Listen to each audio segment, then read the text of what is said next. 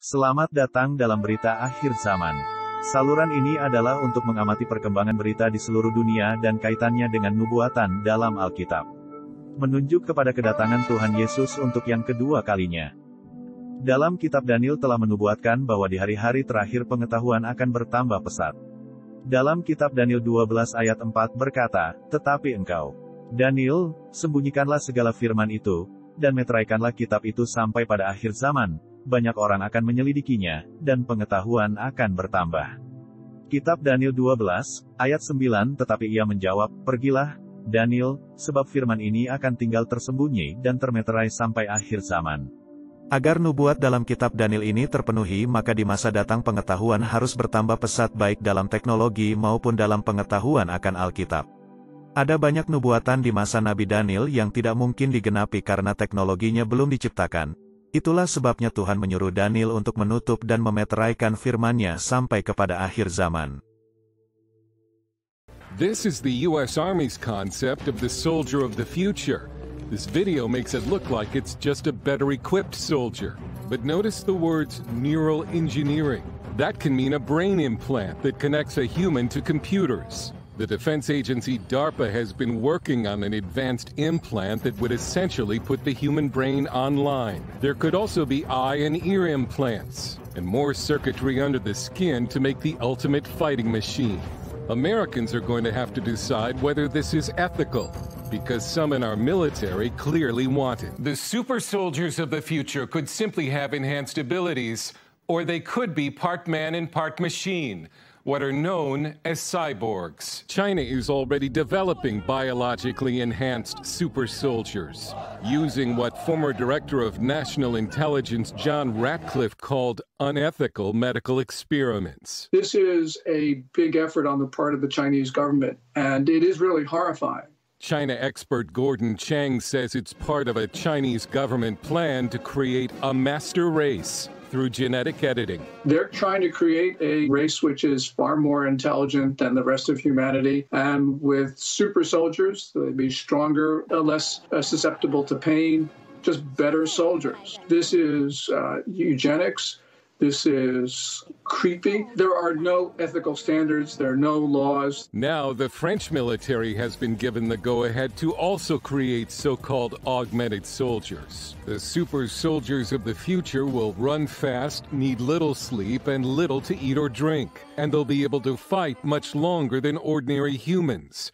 But should we do it? George Lucas, who has taught military ethics to America's naval officers, says ethical concerns lag behind this new technology. It always does. And the only question is how far. And Lucas is concerned that future military recruits could be pressured to accept computer parts into their bodies. The challenge for the United States is, even if we put ethical limits on the super soldier of the future, it's likely some of our adversaries will not. Saudara-saudara, tahukah Anda bahwa pengetahuan saat ini berkembang dengan sangat pesat, persis seperti yang dinubuatkan Nabi Daniel? Peristiwa demi peristiwa terjadi lebih cepat dari yang dapat kita pikirkan, namun tidak ada lagi yang mengejutkan kita.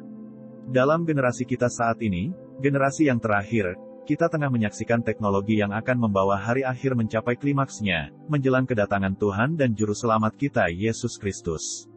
Sungguh, kita sedang berada di hari-hari terakhir itu.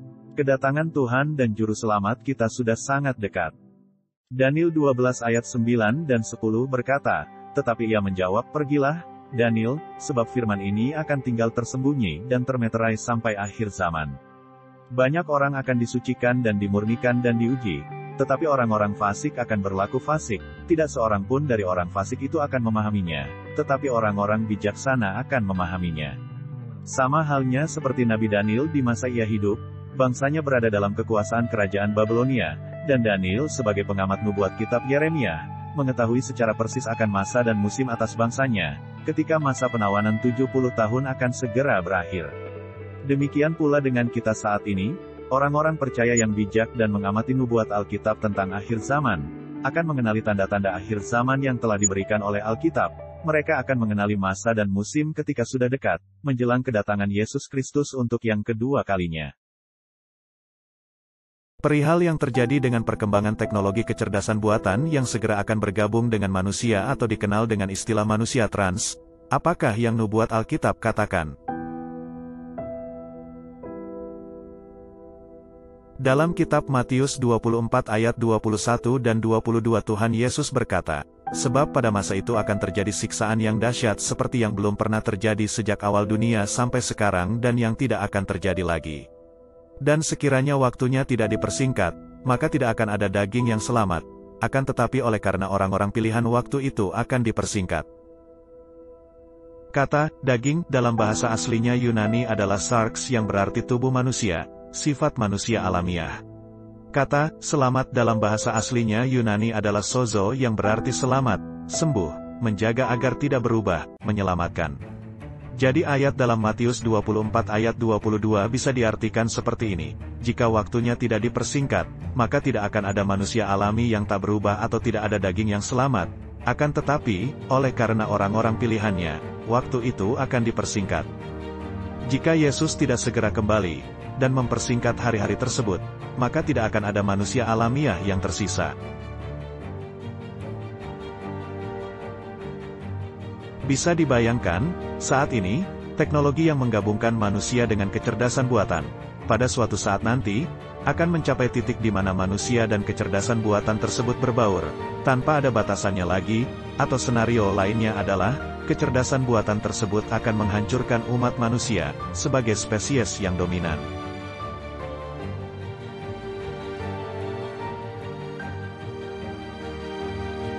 One of the most important progressions of recent years is the rapid developments in technology. High tech and artificial intelligence are fast becoming a big part of our daily lives, including household robots, as people spend more time every day with their smartphones, their computers, Alexa or Siri. Where does that put serving God? Gary Lane brings us this look at the spiritual dangers of a growing dependence on artificial intelligence and what it could pose to people of faith. We live in a rapidly advancing world, dominated by intelligent computers and high-tech machines. Author Wallace Henley says this could take American society deeper into dangerous territory, a less human world, which replaces the creator with the created. We have these machines emerging, and people are beginning to worship those machines. There's actually an AI church now. There's another technology specialist who said if this thing can go 1 billion times faster than the human brain, this machine, then the only thing that we can call it is God. Henley is a Christian Post exclusive columnist and author of the book, Who Will Rule the Coming Gods? Appearing recently on CBN's The Global Lane, Henley suggests an excessive dependency on technology may draw people away from acknowledging and embracing God's supremacy. Just about the time we're forgetting God, forgetting his transcendent majesty and our accountability to it, we're developing these machines that are taking his place. A world where machines create a more leisurely and convenient society, but also one lacking accountability and dependency on God. Remember Rosie the robot from the 1960s cartoon The Jetsons? I may be homely, Buster, but I'm S-M-A-R-T smart. It's no longer science fiction. Today, less sophisticated robots are being used to vacuum floors, build automobiles, and deliver fast food. Hello, here's your delivery.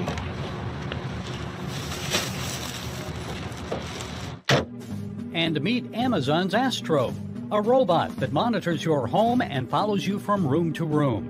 Think of Alexa on wheels. A robot. Yes.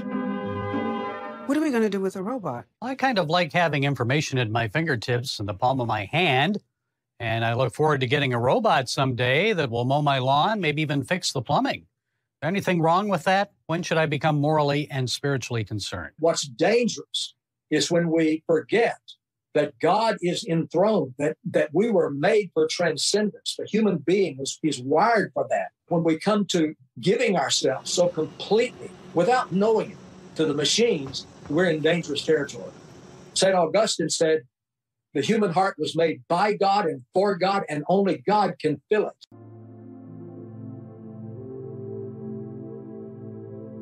Dalam kitab Kejadian 11 ayat 1 hingga 9, yang bercerita tentang Menara Babel memberitahu kita, bahwa ada suatu masa ketika Tuhan harus campur tangan, karena masyarakat telah mencapai titik di mana umat manusia saat itu telah mampu melakukan segala hal. Saat itu manusia berusaha meraih surga lewat usahanya sendiri, hingga Tuhan mengacau balaukan bahasa mereka, hingga mereka tersebar ke seluruh bumi dan menghentikan pendirian Menara Babel tersebut. Apakah Tuhan akan kembali turun tangan sekali lagi? Tanda-tanda Yesus segera kembali begitu kuat sekarang, dan buktinya begitu jelas, sehingga siapapun yang mau menerima kebenaran dapat melihat, bahwa akhir dunia seperti yang kita tahu sudah dekat. Dia akan kembali, dan itu segera. Saat ini kita masih hidup dalam masa anugerah, di mana Tuhan Yesus pada 2000 tahun silam, dilahirkan ke dalam dunia, untuk menjadi tebusan bagi dosa manusia. Dan masa anugerah ini akan segera berakhir.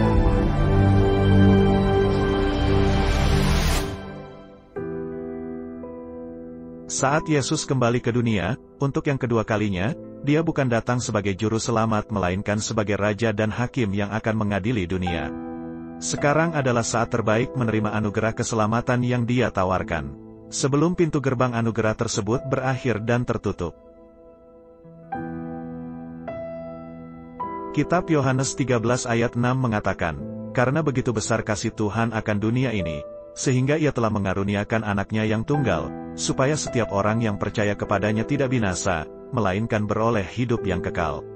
Roma 5 ayat 12 berkata, "Sebab itu, sama seperti dosa telah masuk ke dalam dunia oleh satu orang, dan oleh dosa itu juga maut, demikianlah maut itu telah menjalar kepada semua orang, karena semua orang telah berbuat dosa." Roma 5 ayat 15 berkata, "Tetapi karunia Allah tidaklah sama dengan pelanggaran Adam. Sebab, jika karena pelanggaran satu orang, semua orang telah jatuh di dalam kuasa maut, jauh lebih besar lagi kasih karunia Allah dan karunia-Nya, yang dilimpahkannya atas semua orang karena satu orang, yaitu Yesus Kristus." Waktunya sudah singkat. Jika Anda belum menerima Yesus sebagai juru selamat Anda, maka sekarang adalah saatnya. Panggil nama Yesus hari ini, undanglah Dia ke dalam hati Anda, dan terimalah anugerah keselamatan yang Dia tawarkan. Datang kepadanya apa adanya, Dia mati untuk Anda bahkan ketika Anda masih dalam keadaan berdosa. Roma 5 ayat 7 hingga 9 berkata, "Sebab tidak mudah seorang mau mati untuk orang yang benar, tetapi mungkin untuk orang yang baik ada orang yang berani mati. Akan tetapi Allah menunjukkan kasih-Nya kepada kita, oleh karena Kristus telah mati untuk kita, ketika kita masih berdosa. Lebih-lebih karena kita sekarang telah dibenarkan oleh darah-Nya, kita pasti akan diselamatkan dari murka Allah." Roma 10 ayat 9 dan 10 berkata, "Sebab jika kamu mengaku dengan mulutmu, bahwa Yesus adalah Tuhan, dan percaya dalam hatimu, bahwa Allah telah membangkitkan Dia dari antara orang mati, maka kamu akan diselamatkan. Karena dengan hati orang percaya dan dibenarkan, dan dengan mulut orang mengaku dan diselamatkan."